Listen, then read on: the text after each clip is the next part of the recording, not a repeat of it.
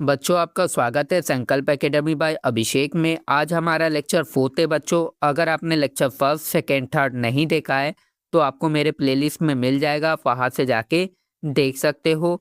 तो चलो बच्चों शुरू करते हैं। Applied history and our present, अनुप्रयुक्त इतिहास और हमारा वर्तमान। People often ask about the practical value of history. लोग अक्सर पूछते हैं हिस्ट्री इतिहास पढ़ने का प्रैक्टिकल यूज काम में क्या आता है, क्या है। तो इसका एग्जाम्पल बच्चों मैं आपको नीचे दे दूंगा। तो पहले हम टेक्स्ट बुक का पढ़ते हैं। The answer to the question about the nature of applied history, answer this question as well. Applied history अनुप्रयुक्त इतिहास हमें आंसर देता है। ये बताता है कि हिस्ट्री को रियल लाइफ वास्तविक जीवन में कैसे यूज करते हैं। मतलब बच्चों अप्लाइड हिस्ट्री हिस्ट्री का प्रैक्टिकल यूज बताता है। The visible and invisible relics of the past exist in the present. Past यानी कि बीते समय की चीजें आज भी प्रेजेंट में मौजूद है। जैसे कि बच्चों विजिबल देखने वाली, किले, मंदिर, मॉन्यूमेंट। फिर आता है बच्चों इनविजिबल ना दिखने वाली, जैसे ट्रेडिशन, कस्टम, बिलीव। ये सारे एग्जाम्पल मैं आपको बच्चों एकदम लास्ट में नीचे एकदम कॉन्सेप्ट क्लियर करके दे दूंगा, तो वीडियो को पूरा देखना। सिंपल में समझे बच्चों तो पुराने चीजें आज भी हमारे आसपास है, ठीक है। We nurture some kind of curiosity attraction toward them. हमें इन चीजों के बारे में क्यूरियोसिटी जानने की इच्छा होती है, हमें उनमें इंटरेस्ट होता है। जैसे बच्चों एग्जाम्पल हो गया किला, कैसे लड़ाई हुई थी, कैसे छत्रपति शिवाजी महाराज ने जीता था किला, कैसे उन्होंने बनाया ना बच्चों। तो ऐसे बहुत सारे एग्जाम्पल है, मैं आपको नीचे दे दूंगा। We wish to know more about their history because they represent the creative thought and tradition of our ancestor. हम इनके बारे में ज़्यादा जानना चाहते हैं क्योंकि ये दिखाते हैं हमारे एंसिस्टर पूर्वज क्या सोचते थे, उनकी ट्रेडिशन परंपराएं कैसी थी। मतलब बच्चों ये हमें हमारे बड़ों की सोच और कल्चर बताते हैं।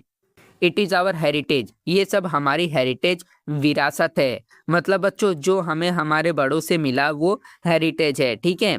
It help in building our identity.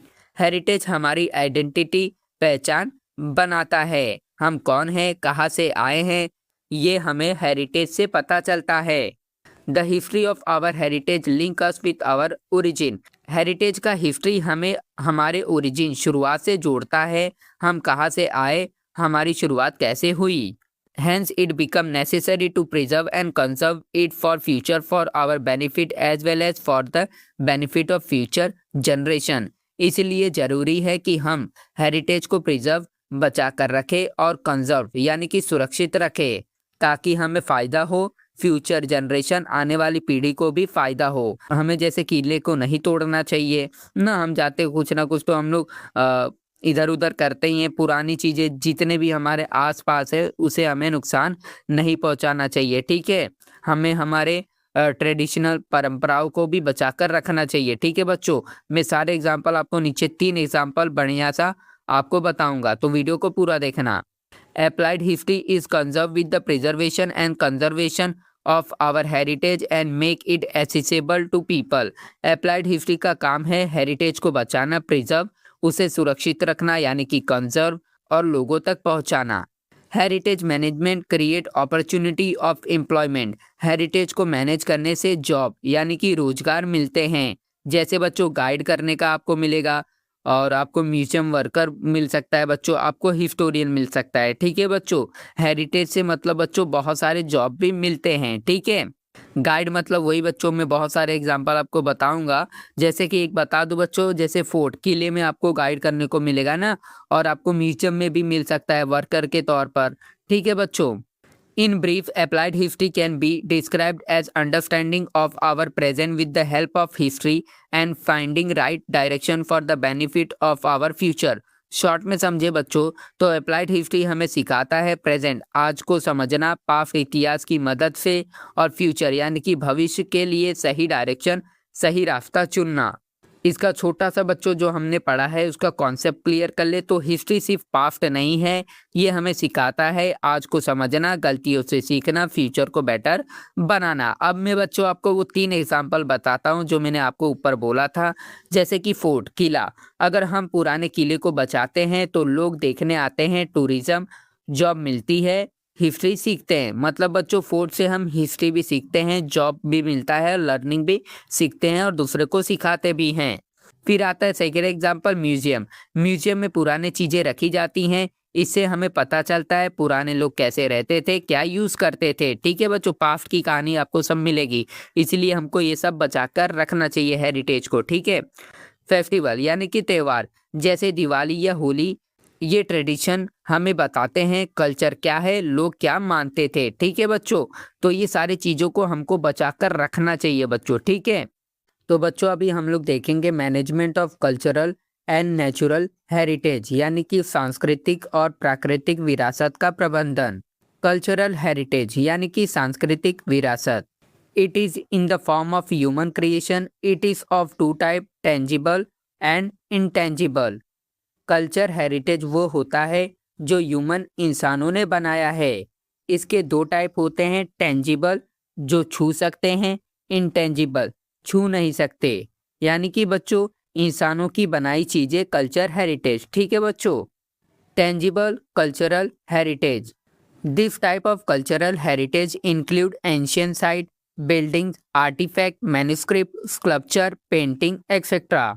Tangible मतलब जिसे हम देख और छू सकते हैं, इसमें शामिल है एंशियंट साइट पुरानी जगह, बिल्डिंग यानी कि इमारतें, आर्टिफैक्ट यानी कि पुरानी चीजें, मैन्युस्क्रिप्ट हाथ से लिखी किताबें, स्कल्पचर यानी कि मूर्तियाँ, पेंटिंग यानी कि चित्र।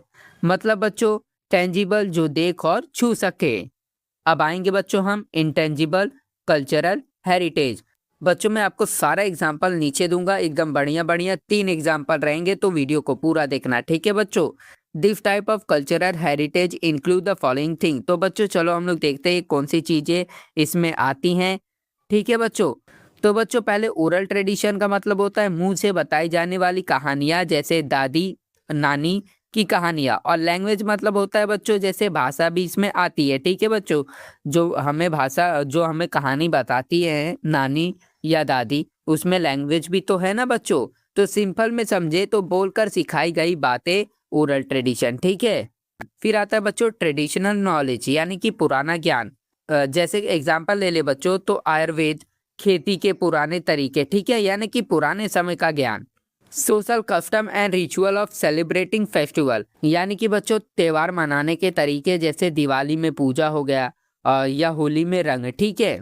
स्टाइल ऑफ परफॉर्मिंग आर्ट, यानी कि जैसे बच्चों हो गया हमारा डांस हो गया, म्यूजिक हो गया, ड्रामा के स्टाइल जैसे क्लासिकल डांस। मतलब कि बच्चों समझ लो नाच गाना करने का तरीका। फिर आता है बच्चों सर्टन ट्रेडिशनल स्किल। फिर आता है बच्चों पुराने स्किल यानी कि कौशल, जैसे कि मिट्टी के बर्तन बनाना। फिर आता है हमारा बच्चों communities group who represent such tradition custom and skill. फिर आता है बच्चों वो लोग यानी कि ग्रुप जो इन ट्रेडिशन और स्किल को आगे बढ़ाते हैं। तो बच्चों सिंपल में समझे तो लोग ही ट्रेडिशन को जिंदा रखते हैं। अब आएंगे बच्चों हम लोग नेचुरल हेरिटेज। सारा एग्जाम्पल मैं आपको 3 बेस्ट एग्जाम्पल बच्चों नीचे बताऊंगा, तो वीडियो को पूरा देखना। नेचुरल हेरिटेज यानी कि प्राकृतिक विरासत। The concept of natural heritage give importance to the thought of biodiversity. Natural heritage nature प्रकृति से जुड़ा है, जैसे कि बच्चों बायोडाइवर्सिटी मतलब बच्चों डिफरेंट प्लांट और एनिमल का वैरायटी। आसान में समझे बच्चों तो नेचर की variety is equal to biodiversity. It include the following thing, fauna, flora, ecology and geomorphic character which is crucial for sustaining the flora and fauna of a particular region। इसमें शामिल है fauna यानी कि animal जानवर, flora यानी कि plant पेड़ पौधे, इकोलॉजी यानी कि एनवायरनमेंट सिस्टम पर्यावरण, जियोमॉर्फिक यानी कि जमीन का शेप जैसे पहाड़ नदी। मतलब बच्चों ये सब जरूरी है प्लांट और एनिमल को जिंदा रखने के लिए, तो हमको ये सारी चीज़ों को हेरिटेज को बचाकर रखना चाहिए। ठीक है बच्चों। It is essential for the benefit of future generation to preserve our heritage. हमें हेरिटेज को बचाना जरूरी है ताकि फ्यूचर जनरेशन आने वाले बच्चे भी इसका फ़ायदा ले सके। मतलब बच्चों आज बचाओ कल काम आएगा।